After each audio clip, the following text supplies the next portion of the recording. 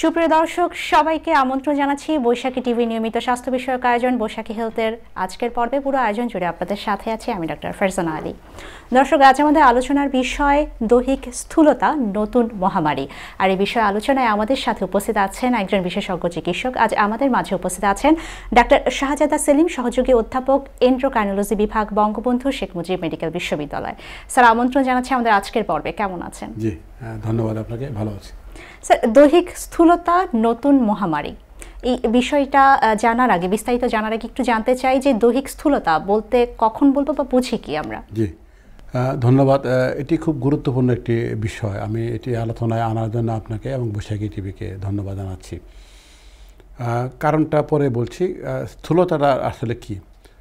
খুব সহজ সরল বাংলা দৈহিক স্থূলতা কিন্তু কাউকে বুঝতে একটু সমস্যা হয়। ইংরেজি হলো ওবেসিটি। এটি কিন্তু একটা মাপ দিয়ে প্রকাশ করা হয়।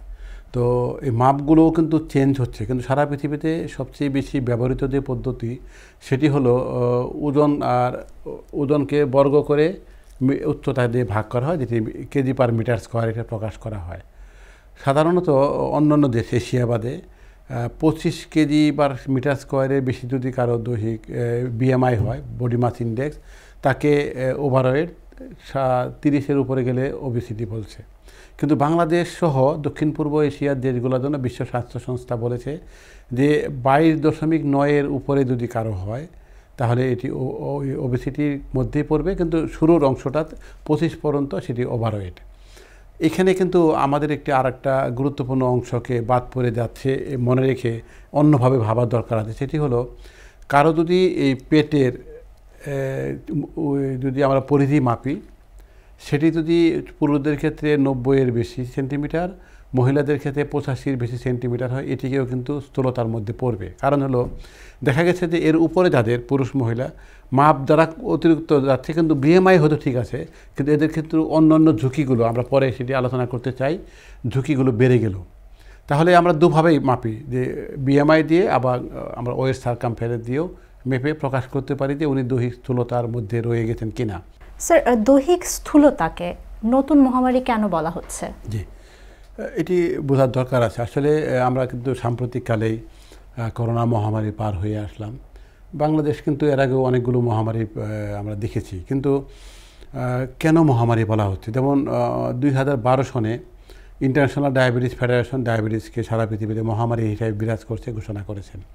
তাহলে এটি হলো যে কোনো একটি জনগোষ্ঠীর মধ্যে কোনো একটি রোগ বিভিন্ন অংশে বিরাজ করছে এবং এটির সংখ্যা ওই দেশের যে সার্বিক ব্যবস্থাপনার উপর একটি চাপ তৈরি করছে, অথবা হঠাৎ করে এমন একটা অস্বাভাবিক রোগ কোথাও দেখা দিল, সেটিকে মহামারী বলা হবে।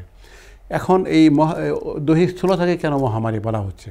এখন উন্নত দেশগুলোতে কিন্তু সংক্রামক রোগ অনেকটা কমে গেছে, কিন্তু সংক্রামক রোগগুলো দিন দিন বাড়ছে এবং এর পিছনে দৈহিক স্থূলতা একটি বড় অংশ দখল করে আছে।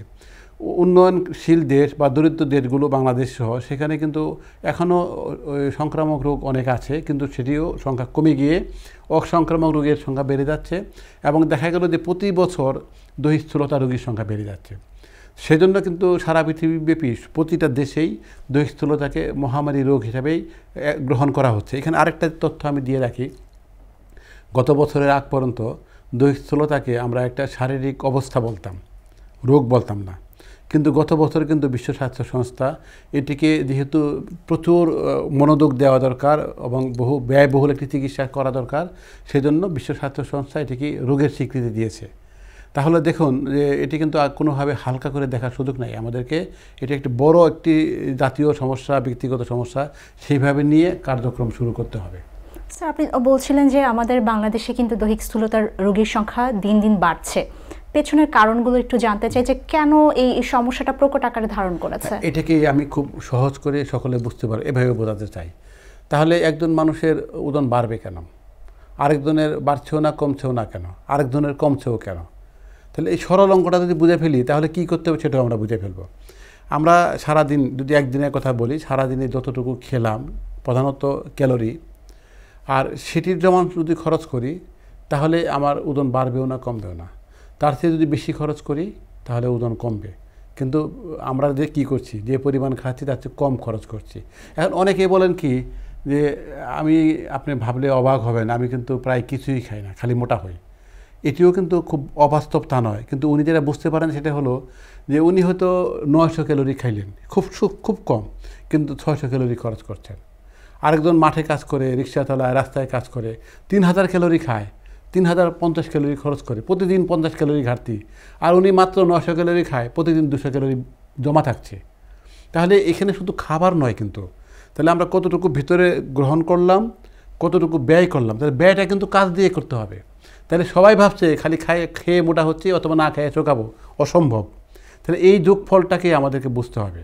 এখন দেখুন, আমরা এই করোনা মহামারীর কথা একটু আগে যেটা বললাম, ওই সময় আমরা বাধ্য হয়েছিলাম ঘরের মধ্যে সীমাবদ্ধ থাকতে, কিন্তু ওর পরেই কি আমরা খুব বেশি শারীরিক শ্রম করছি?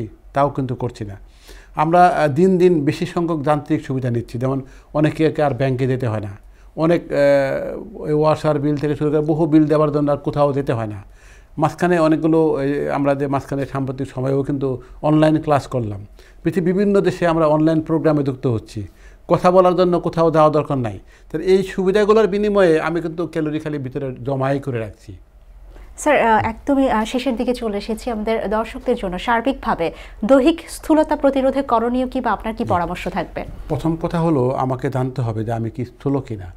তাহলে এটি কিন্তু উনি যে হিসাবটা বললাম করতে পারে, কিন্তু বেশি দূর আগাতে পারবে না। তাহলে একজন এন্ডোক্রাইনোলজিস্টের কাছে যেতে হবে। অন্যান্য ডাক্তারও কিন্তু এখানে কিছু হেল্প করতে পারেন।